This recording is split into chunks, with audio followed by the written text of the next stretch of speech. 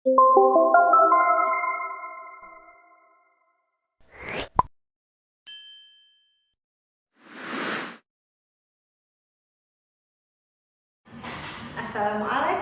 sore-sore kelas 5, 5A, 5B, 5C, 5D. Semangat ya. Hari ini kita masih belajar tema 1. Kita akan belajar ngupel PPKN. Apa yang akan kita pelajari hari ini? Kita akan belajar tentang nilai-nilai dalam Pancasila. Kenapa sih kita harus belajar nilai-nilai dalam Pancasila? Karena Pancasila ini merupakan dasar negara Indonesia. Dasar negara Indonesia, pandangan hidup berbangsa, juga sebagai salah satu alat pemersatu bangsa. Sekarang buka buku tematik tema 1 ya, sudah disiapkan? Silahkan buka halaman 22.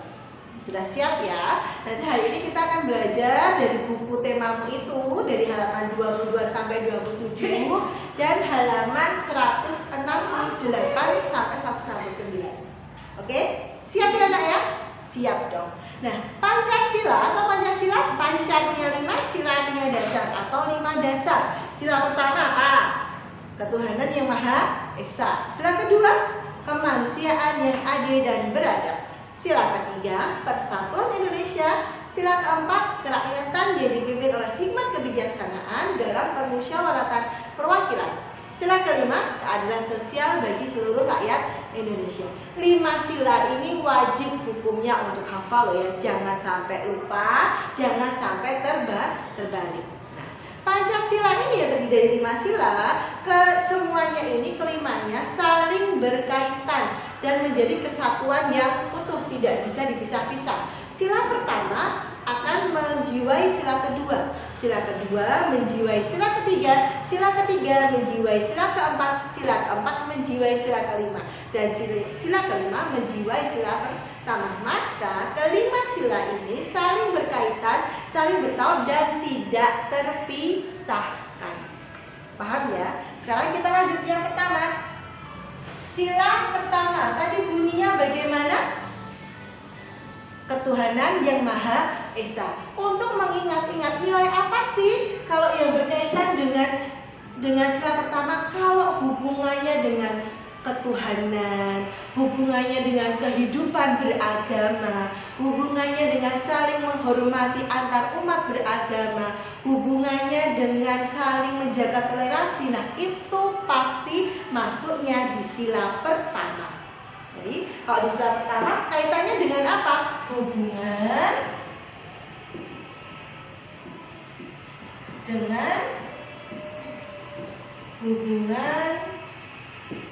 dalam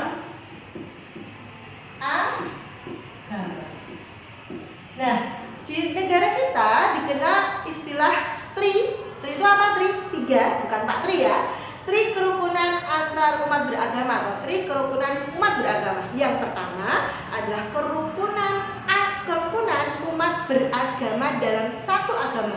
Jadi misalkan ya umat Islam, antar umat Islam saling rukun, tidak saling menyerang, tidak saling menghina, tidak saling menghujat, tidak saling membuli. Itu yang tri kerukunan yang pertama. Kemudian yang kedua adalah kerukunan antar umat beragama. Jadi umat beragama yang berbeda saling rukun, saling toleransi. Misalkan umat Islam dengan umat Kristiani saling menghormati, saling menghargai.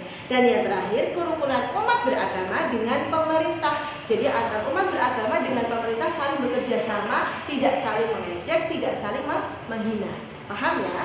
Kemudian yang kedua, sila kedua. Sila kedua bunyinya apa tadi? Kemanusiaan yang adil dan beradab. Berarti kalau kaitannya dengan sifat kemanusiaan, kaitannya dengan saling membantu, itu berkaitan dengan sila kedua.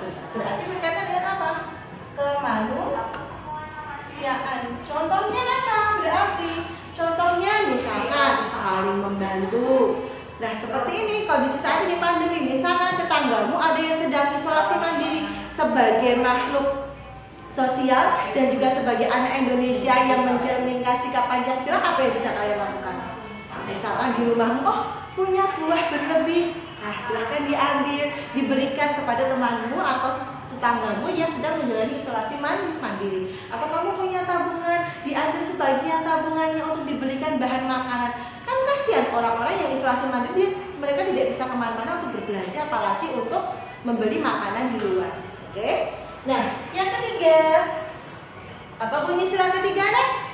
Persatuan Indonesia. Nah, Persatuan Indonesia berarti segala sesuatu, semua sikap yang dilakukan untuk menjaga persatuan kesatuan itu mencerminkan nilai luhur dari sila ketiga. Contohnya apa? Misalkan saling rukun, ya. Kemudian menjaga perdamaian, tidak saling mengejek. Nah, itu merupakan pencerminan atau pengalaman sila ketiga. Selanjutnya sila keempat.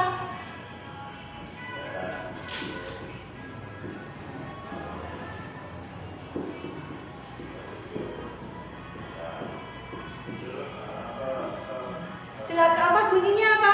Kerakyatan yang dipimpin oleh hikmat kebijaksanaan dalam permusyawaratan perwakilan. Nah, sila keempat ini kaitannya dalam kehidupan bermasyarakat.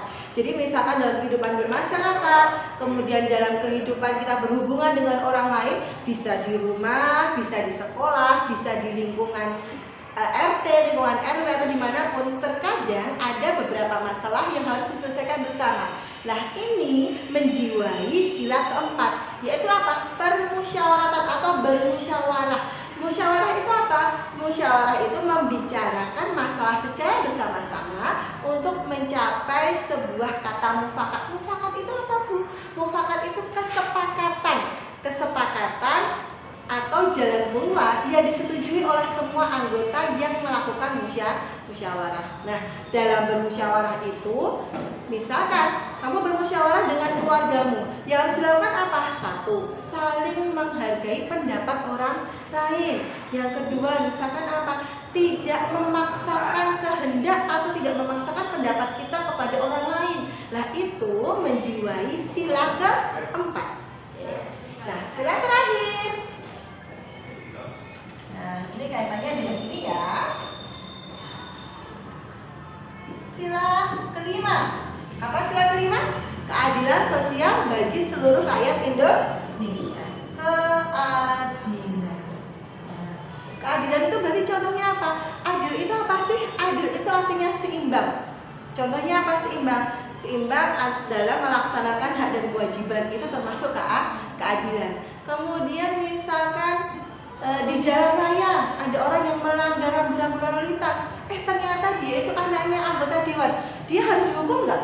Tetap harus dihukum. Jadi yang namanya adil itu berlaku untuk semua orang harus diperlakukan sama dalam hal apa? Untuk mendapatkan hak dan kewajiban itu tadi. Jadi contohnya negara Indonesia itu kan negara hukum. Nah, hukum itu harus berlaku adil pada semua orang. Tidak boleh memihak pada salah satu atau dua orang yang mungkin dia lebih berkuasa atau memiliki wewenang yang lebih. Oke? Paham ya anak-anak, solih-solihah? Sila pertama sampai sila kelima. Jadi kalian tidak usah berpikir terlalu yang panjang, terlalu sulit, tidak usah. Jadi berpikirnya yang mudah-mudah saja. Sila pertama sampai sila kelima boleh dirangkum seperti ini biar kalian lebih jelas. Oh, kalau sikapnya seperti ini mencerminkan sila keberapa? Nah, paham ya? Dan setelah kalian menyimak video ini, baca lagi bukunya halaman 22 sampai 27, kemudian halaman 168 sampai 169. Lalu kerjakan tugas yang diberikan oleh Bu Leli sebagai tugas KI 4 atau kompetensi inti keterampilan. Siap ya anak-anak ya? Selalu semangat dan jangan lupa tetap sehat, tetap berdoa agar kondisi kembali normal, kita bisa sekolah seperti biasa lagi. Oke, sampai jumpa. Assalamualaikum warahmatullahi wabarakatuh.